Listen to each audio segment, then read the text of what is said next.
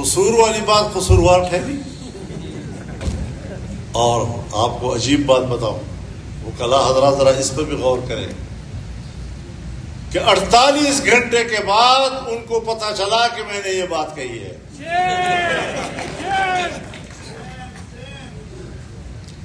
اور ایک مولوی صاحب اگلے دن رات کو ایک کھانے پر میرے ساتھ بیٹھا ہے، مجھے مبارکباد بھی دے رہا ہے جلسے کی، اور اگلے دن رو رہا ہے.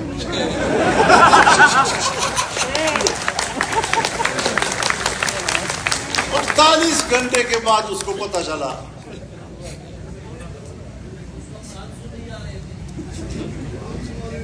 وہ سنا ہے کہ کوئی ماتم ہو رہا تھا، محرم تھا، تو کوئی انگریز آیا ہوا تھا، تو اس نے جب یہ منظر دیکھا تو پوچھا کہ بھئی یہ لوگ اپنے آپ کو کیوں مار رہے ہیں؟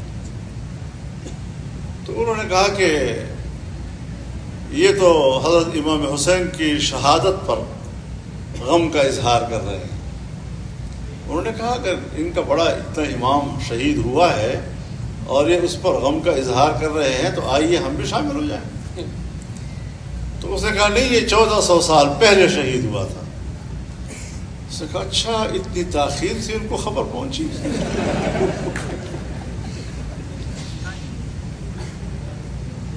تو یہ ہوتی ہے بدنیتی.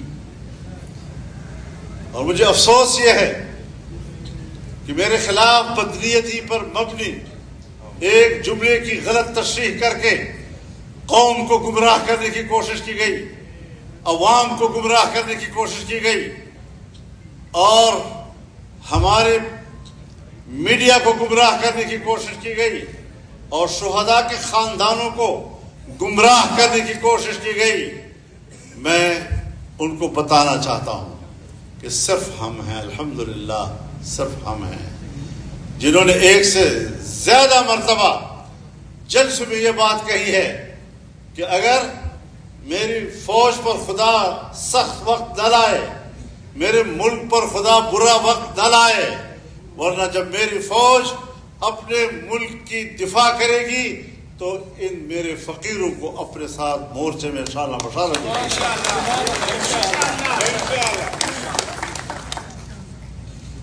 آپ نے کبھی ہمارے اس جذبے کو اپریشیٹ کیا؟ اور قربانیاں ہیں. اگر پاکستان کا ایک سپاہی ملک کے لیے قربانی دیتا ہے اور اسی لیے وہ فوج میں بھرتی ہوا ہے، جمعیت علماء اسلام تو فوج نہیں ہے، پھر میرے جمعیت علماء اسلام کے صفوں کے اندر سے بڑے اکابر سے لے کر عام علماء اور طلباء تک 200 سے زیادہ شہید کیوں ہم نے دیے؟ کس کے لیے دیے؟ تم نے اس قسم کی حرکت کر کے جمعیت علماء کے کارکنوں اور ان کی قربانیوں کا مذاق اڑایا ہے، اور اب اس کا رد عمل آئے گا. آپ سمجھتے ہیں کہ ہم پیچھے ہٹ جائیں گے؟ ہم نے ترتیب بنا لی ہے. میں چاروں صوبوں میں جاؤں گا، چاروں صوبوں میں وہاں کے عوام اور کارکنوں سے خطاب کروں گا، بڑے جلسوں سے بھی اور کنونشنوں سے بھی خطاب کروں گا. میں اپنا موقف لے کر آگے جاؤں گا. قائد قدم بڑھاؤ، قائد قدم بڑھاؤ. تم نے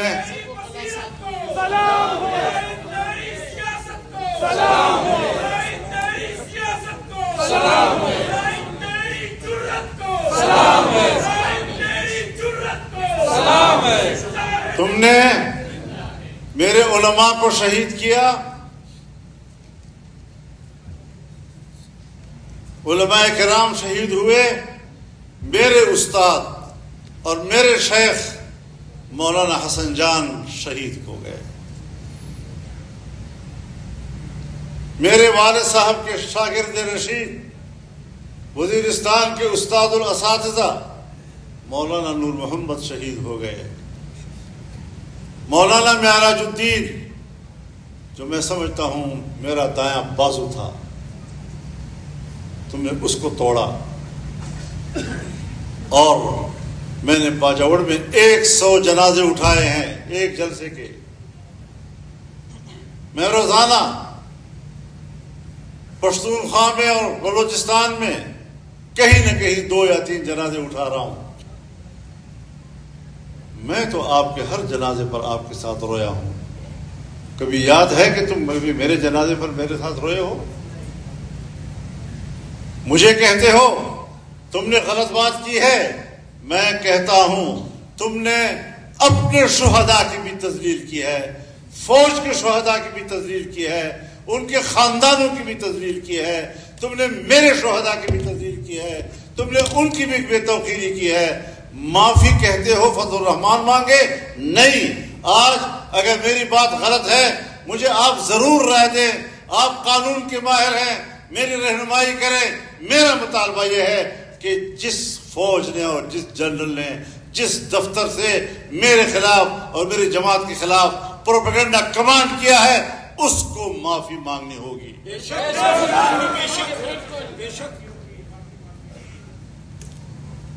ہم نے ایسی کوئی کچی گولیاں نہیں کھیلی. بھروسہ تم نے توڑا تھا مگر خود کو سزا یوں دی کہ پھر جو مل گیا مجھ کو بھروسہ کر لیا اس پر. عدم اعتماد کی فضا تم نے پیدا کی ہے. میرے مخالفین ساری زندگی کبھی ملا ملٹری الائنس کہتے تھے, کبھی یہ اسٹیبلشمنٹ کے بڑا قریب ہے. کیوں؟ میری سیاست اعتدال کی ہے. میں مذہبی طبقے سے تعلق رکھتا ہوں اور اس کو اشتعال دینے کے لیے پوری دنیا وسائل استعمال کر رہی ہے. اس ماحول میں رہ کر جب میں اپنے ماحول کے اعتدال کی راہ دکھاؤں گا تو یقیناً کچھ نرمیاں اس کے اندر آئیں گی. کوئی اس کو کہتا ہے تم مفاد پرست ہو, موقع پرست ہو, تم نے فلاں جگہ پر یہ کیا وہ کیا. نہیں, ہم نے حالات کے مطابق پالیسی اختیار کی اور ہم کبھی حکومتوں کی خواہش پہ نہیں چلے. میں اگر 88 میں اسمبلی میں آیا تب اپوزیشن میں تھا. مجھے 90 میں ہرایا, 93 میں آیا, میں پھر اپوزیشن میں تھا.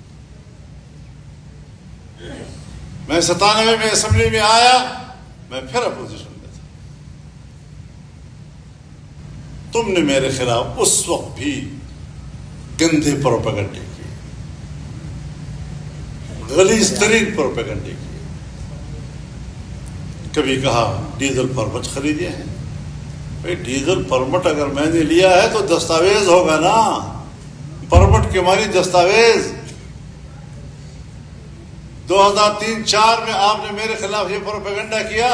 آج 2026 ہے, کہیں کوئی اس کا ریکارڈ کا کوئی پرزہ تمہیں آج تک مل رہا ہے؟ پلازے لے لیے, فیکٹریاں بنا لی ہیں, دبئی میں ہوٹل بنا لیے ہیں, 80,000 کی لسی پی لی ہے. 2 دن میں ہوٹل میں ٹھہرا ہوں, 80,000 کی لسی پی لی. شرم بھی نہیں آتی اس قسم کی گفتگو کرتے.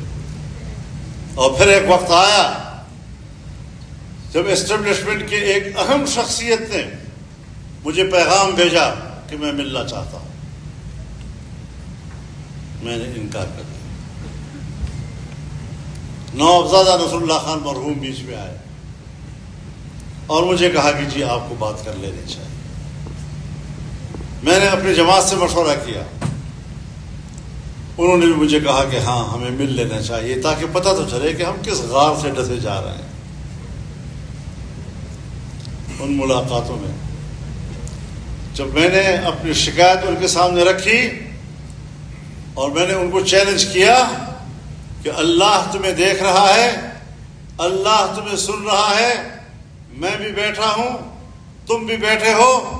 اگر میرے ہاتھ کے یا میرے ماحول کے اندر کوئی ایسے غلط کام ہوا ہو, کوئی ایسے غلط مفادات میں نے حاصل کی ہوں تو اللہ کے لیے کم از کم مجھے واضح طور پر بتا دو کہ فضل الرحمان آپ کے اندر یہ نقص ہے. اس اعلیٰ ترین افسر نے سر جھکایا، پھر سر اٹھایا، پھر کہا مولانا کوئی ایسی بات نہیں ہے، قطعاً کوئی ایسی بات نہیں ہے۔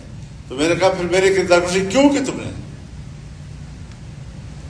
کیوں غلط باتیں کی میرے بارے تم نے؟ جواب سنیے حضرات، وکلاء حضرات، میں کنسرن کوارٹرز کو ہدایات دے دوں گا، انشاءاللہ آئندہ ایسا نہیں ہوگا۔ This was the response of that very important personality. میں کنسرن کوارٹرز کو ہدایات دے دوں گا، آئندہ ایسا نہیں ہوگا۔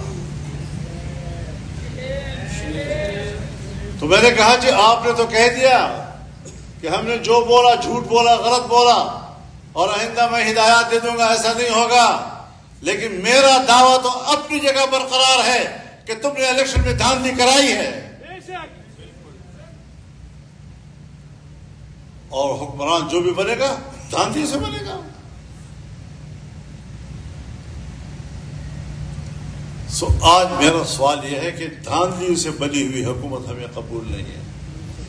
تم کس بات میں لوگوں کو الجھا رہے ہو؟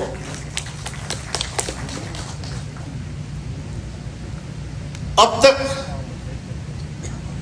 یہ مجھ سے رابطے بھی کرتے تھے، لیکن جس دن انہوں نے کہا جی کہ ہم آپ کے پاس آئے ہیں بلوچستان حکومت سے، تو کم از کم ہمارے ساتھ شراکت کر لو۔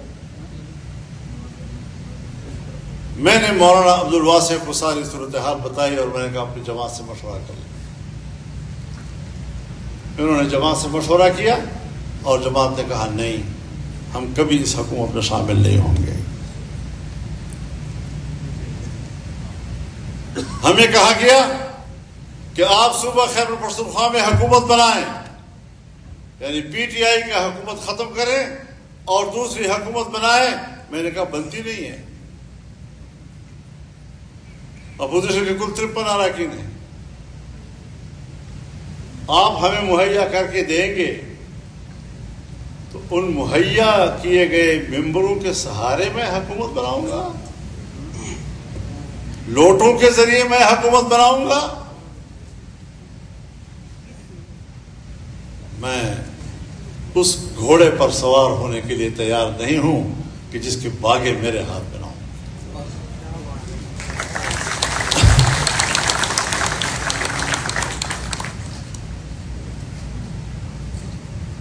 تو میرے محترم دوستو، مسئلہ یہ ہے کہ میری تقریر اول سے آخر تک آپ قوم کو کیوں نہیں سناتے؟ میری پارلیمنٹ کی تقریر آپ قوم کو کیوں نہیں سنا رہے؟ پارلیمنٹ ایک مشترکہ ادارہ ہوتا ہے، حکومت کا ممبر، اپوزیشن کا ممبر یہ کولیگ ہے۔ یہ کیا بات ہے کہ حکومتی اراکین کی بات عوام تک پہنچے اور جب ہماری باری آئے تو ہمیں آف کر دیں، میری بات قوم نہ سنے؟ تم میں ہمت ہے میری بات، میں نے کوئی گالیاں نہیں دی تمہیں، میں نے کوئی بد اخلاقی کی زبان نہیں استعمال کی، میں نے آپ کا موقف، اپنا موقف، اس کا تقابل کیا ہے، میں نے آپ کے موقف کو غلط کہا ہے، اپنے موقف کو دلائل کے ساتھ پیش کیا ہے۔ جب میں معقول گفتگو کرتا ہوں اور میں قوم کے سامنے اپنی بات دلائل سے پیش کرتا ہوں، میری بات آخر آپ قوم تک کیوں نہیں پہنچانے دے رہے؟ اب قوم تک تو پہلے نہیں پہنچ رہی تھی، پھر جو اسمبلی بلڈنگ کے اندر چیمبرز میں ٹی وی لگے ہوتے ہیں اور ان چیمبرز میں جو لوگ بیٹھے ہوتے ہیں وہ جب میری تقریر سنتے ہیں تو اس کو بھی بند کر دیا، اب صرف ایوان کے اندر کے لوگ سن رہے ہیں۔ تو میں نے کہا یہ تو میں نے آپ سے کہا تھا نا کہ آپ ایک ان کیمرہ اجلاس تو بلائیں تاکہ ہم دیکھیں کہ پاکستان کہاں کھڑا ہے۔ ہندوستان کی سرحد بند ہے، افغانستان کی سرحد بند ہے، چین آپ کے ساتھ کاروبار کرنے کے لیے تیار نہیں ہے،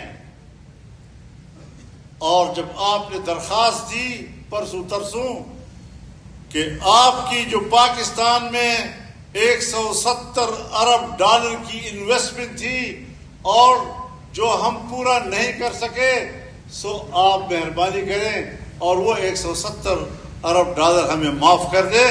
چائنا نے مسترد کر دیا آپ کی درخواست کو۔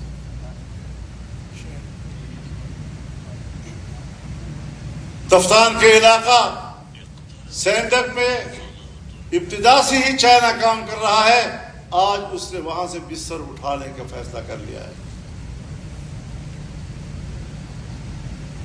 تو یہ آپ کا چین کے ساتھ تعلق ہوا۔ ایران آپ پر کتنا اعتماد کرتا ہے، لیکن پھر وہ برے حالات میں پاکستان کو محصور کر دیا تھا۔ یہ تمہاری پالیسیاں ہیں۔ آپ انڈیا سے لڑے، ہم نے سب سے پہلے آپ کو سپورٹ کیا ہے۔ آپ نے امریکہ اور ایران کے درمیان مفاہمت کی بات کی، ہم نے سپورٹ کیا کہ ہم خطے میں امن کے عمل کو ترجیح دیں گے۔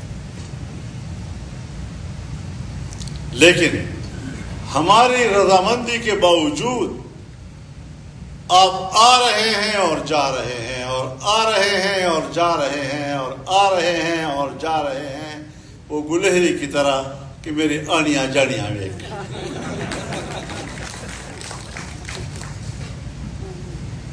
اور آج بھی امریکہ ایران پر حملے کر رہا ہے، اب نئے ہرمز کو کنٹرول کرنے کی کوشش کر رہا ہے۔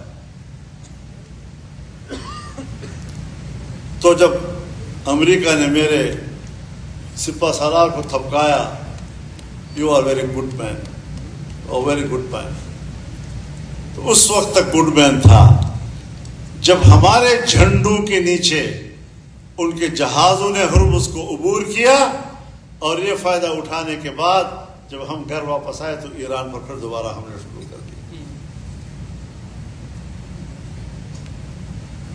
اب آپ کچھ کردگی تو نکالے نا، بتائیں تو صحیح نا۔ افغانستان کے سرحد آپ کی سرحد بند ہے، ملک محصور ہے، اشیاء کی قلت ہو رہی ہے، اور اب آپ ناراض کس بات پر ہوئے ہیں کہ میں نے کہا کہ ہم لشکر نہیں بنائیں گے۔ آپ قبیلوں سے کہہ رہے ہیں جگہ جگہ پر کہ تم لشکر بناؤ اور لڑو، ہم نے کہا کہ نہیں، یہ عوام کی ذمہ داری نہیں ہے، اس کے لیے آپ ہیں، آپ ہی بھرتی ہوتے ہیں، پیٹی باندھتے ہیں، لیکن پھر بھی پاکستان کے عوام نے آپ کو اخلاقی طور پر سپورٹ کیا ہے۔ آپ عوام کو جنگ میں جھونکنا چاہتے ہیں، تو پھر میں بتانا چاہتا ہوں آپ کو، مشرقی پاکستان میں تم نے عوام سے کہا کہ تم لشکر بناؤ، تو البدر بنا، الشمس بنا، اس نے پاکستانی فوج کے شانہ بشانہ لڑائی لڑی۔ آج بھی وہ دشمنی برقرار ہے یا نہیں عوامی لیگ اور جماعت اسلامی کی؟ آج بھی جماعت اسلامی کے لوگوں کو پھانسیاں نہیں دی گئی؟ تو تم ہماری قوم کو اور عام آدمی کو اس طرح کی دشمنی میں الجھانا چاہتے ہو؟ اور میں کیوں لشکر بناؤں؟ میری صوبائی حکومت میرے اختلاف بھی ہو، وہ آپ سے کہتی ہے کہ ہم خود پولیس کو استعمال کر کے جنگ لڑ سکتے ہیں، فوج سائڈ پہ ہو جائے، تو آپ تو صوبائی حکومت کے طاقت کو استعمال کرنے کے لیے تیار نہیں ہیں، اور آپ عام آدمی کو کہہ رہے ہیں کہ لشکر بناؤ۔ پہلے صوبائی حکومت کے آفر کو تو قبول کرو، اور نتیجہ یہ نکلا ہے۔ شاید بلوچستان کے اور سندھ کی بات نہیں کر رہے، تمہاری پالیسی سے مایوس ہو چکے ہیں، تو کبھی اپنے گریبان میں بھی جھانکو نا۔ اب تم فرشتے تو نہیں ہو کہ معصوم ہو، تم غلطی نہیں کرتے، لیکن میرے مضمون کو سمجھو، میرے مضمون کو پڑھ، میرے لفافے کو نہ دیکھ۔ میں کیا کہنا چاہتا ہوں؟ اول سے لے کر آخر تک قوم کو میری تقریر سناؤ. اس میں توہین کی کون سی بات ہے؟ بے توقیری کی کون سی بات ہے؟ ہاں، آپ کو اپنی ذمہ داریوں کا احساس دلایا ہے، آپ کو اپنے دائرہ کار کا احساس دلایا ہے، آپ کو اپنے دائرہ اختیار کا میں نے احساس دلایا ہے کہ اپنے حدود میں رہو. تمہاری ساری توانائیاں پاکستان کے اوپر اپنی سیاسی گرفت مضبوط کرنے میں صرف ہو رہی ہیں. اور آج بھی جو تم نے شہداء کا مسئلہ اٹھایا ہے، تم اپنے ملک میں سیاسی تسلط اور سیاسی گرفت کو مضبوط بنانے کے لیے شہداء کے خون کو بطور ایندھن استعمال کرنے کی کوشش کر رہے ہیں. اپنے جرائم کو چھپانے کے لیے شہداء کے پیچھے چھپتے ہو. ہم آپ سے کوئی جنگ نہیں لڑ رہے ہیں، ہم آپ کی پالیسی سے اختلاف کر رہے ہیں. میرے دلیل کا جواب دلیل سے دیجیے. کہتے ہیں معافی مانگے، معافی مانگے. معافی میں نے مانگنی ہے، تو نے مانگنی ہے. غلط تو نے کیا ہے. ہم تو رسول اللہ صلی اللہ علیہ وسلم کے اس ارشاد پر عمل کرتے ہیں.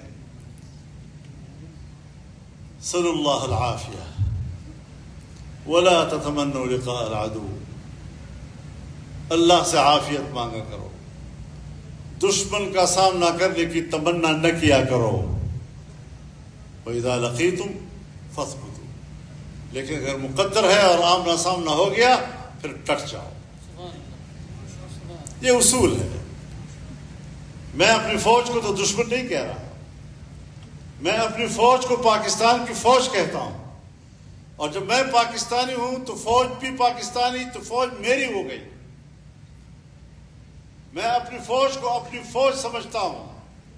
لیکن جب آپ اپنے دائرہ کار و اختیار سے تجاوز کریں گے، ملک کی سیاست پر قابض ہوں گے، الیکشنوں میں دھاندلیاں کرو گے، اور دھاندلیاں بھی تو اس طرح ہوتی ہے کہ بکسا تبدیل ہو جائے، نمبرز تبدیل ہو جائیں.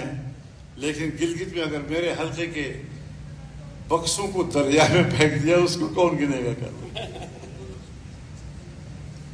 اسے کون گنے گا؟ تو میں نے آپ کو اپنی ذمہ داریوں کا احساس دلایا ہے. میری باتوں کو برا مت مانو، میری باتوں سے سبق سیکھو. اور مجھے نہیں پتا، اگر خدا نخواستہ آپ کوئی مہم جوئی میں مصروف ہیں، کوئی ایسے کام کرنے میں مصروف ہیں جو آپ اپنی قوم سے چھپانا چاہتے ہیں، اور میرے ساتھ لڑائی چھیڑ کر شور شرابے میں آپ اپنا کام نکالنا چاہتے ہیں، تو اس پر میں کچھ کہہ نہیں سکتا. لیکن اس پہلو کو نظر انداز نہ کرو. ہمارے ساتھ لڑائی چھیڑ کر شور و غوغا برپا کرتے ہو، اور ساری دنیا کی توجہ اس طرف ہو جاتی ہے، اور اس بیچ میں پتہ نہیں کون سی مہم آپ پوری کر رہے ہو. کیا کرنا چاہتے ہو؟ شہیدوں کے نام پر سیاسی مفادات کے لیے، اپنی مہم جوئی کے لیے اپنے شہداء کا سہارا لیتے ہو. تم شہداء کے توہین کے مرتکب ہو. تمہیں اپنے شہداء سے بھی معافی مانگنی ہوگی، تمہیں میرے شہداء سے بھی معافی مانگنی ہوگی. عوام مر رہے ہیں، یہ کس پدار سے مر رہے ہیں؟ آئے روز کبھی کسی گاؤں میں، کبھی کسی گاؤں میں، کبھی کہاں پر، کبھی کہاں پر، کبھی سڑکوں میں، کبھی گلیوں میں، کبھی صحراؤں میں، کبھی میدانوں میں گولیاں چل رہی ہیں، عوام مر رہے ہیں. ان عوام کی کوئی بات ہے؟ ان کی کوئی قدر و قیمت ہے؟ ان کی خون کی کوئی قدر و قیمت نہیں. اس لیے کہ وہ ان قربانیوں کا کوئی تنخواہ نہیں لے رہے. اگر شہید کی شہادت اور قربانی کو ایک محاوراتی جملے کے ساتھ، عام محاورہ ہے،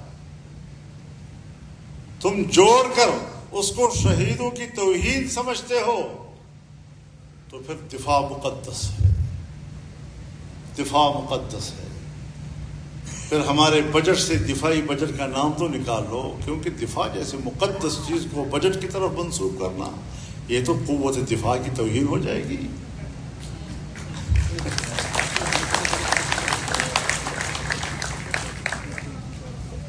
اس کا نام رکھ لو مقدس بجٹ۔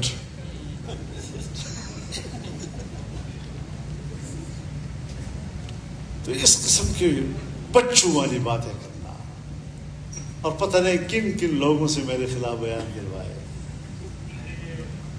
جب بولتے تھے تو لگتا تھا چہرہ بھی اس کا مصنوعی بنا ہوا ہے، زبان بھی اس کی مصنوعی ہے، ضمیر اور زبان کے درمیان مطابقت نہیں ہے، اور اس طرح کے پروپیگنڈا کر کے آپ ایک سنجیدہ سیاست کو ملک میں ذلیل کر رہے ہیں۔ ہم نے ہمیشہ سنجیدہ سیاست کی ہے، ہم نے ملک کے لیے بہت کچھ کیا ہے، ہم نے اس ملک کو مشکلات سے نکالا ہے، ہم نے اس ملک کے نوجوان جو بندوق کی طرف جا رہے تھے ان کو روکا ہے، مدارس کو روکا ہے، مساجد کو روکا ہے، جوانوں کو روکا ہے، اور میں 26 سال سے اس محنت میں ہوں کہ میرا نوجوان وہ مثبت کردار کی طرف جائے۔ آپ نے ان کے سامنے میری کیا حیثیت کر دی؟ کل جب میں انہیں کہوں گا کہ آپ لوگ ایسا نہ کریں، ایسا نہ کریں، ایسا نہ کریں، ایسا نہ کریں، اور وہ مجھے کہے کہ آپ کے ساتھ کیا ہوا، تو میں برداشت تو کر لیتا ہوں، چلو میں نے برداشت کر لیا، لیکن اگر آپ شہداء کا سہارا لے کر یہ توقع رکھتے ہیں مجھ سے کہ میں اپنا موقف تبدیل کر لوں گا، جب تک تم سیدھے نہیں ہوگے میرا موقف تبدیل نہیں ہو سکتا انشاءاللہ۔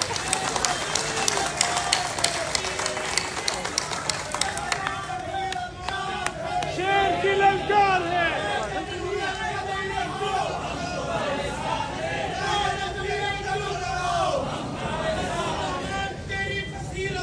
سلام ہو تیری قیادت کو، نعرہ تکبیر، یہ داڑھی پتری کس کی، یہ داڑھی پتری کس کی، یہ کالے کوٹ کس کے، یہ وکیل کس کے، مولانا پاکستان کس کا، نعرہ تکبیر۔ کسی کو اپنے عمل کا حساب کیا دیتے؟ سوال سارے غلط تھے، جواب کیا دیتے؟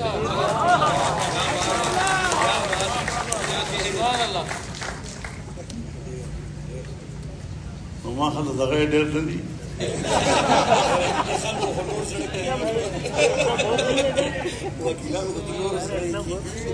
اصل میں 4:30 بج گئے ہیں اور عصر کی نماز بھی نہیں پڑھی، تو آج اتنا ہی کافی. اور انشاءاللہ العزیز 15 اکتوبر کو جی 15 اکتوبر کو انشاءاللہ ملتان میں مفتی محمود کانفرنس ہوگی، اور اگست کے مہینے میں 4 صوبوں کے اندر ورکرز کنونشنز ہوں گے، جس میں وکلاء بھی شریک ہوں گے اور باقی لوگ بھی شریک ہوں گے. اسی طریقے سے ہم نے نومبر میں بھی پنجاب میں جلسے کا اعلان کیا ہے.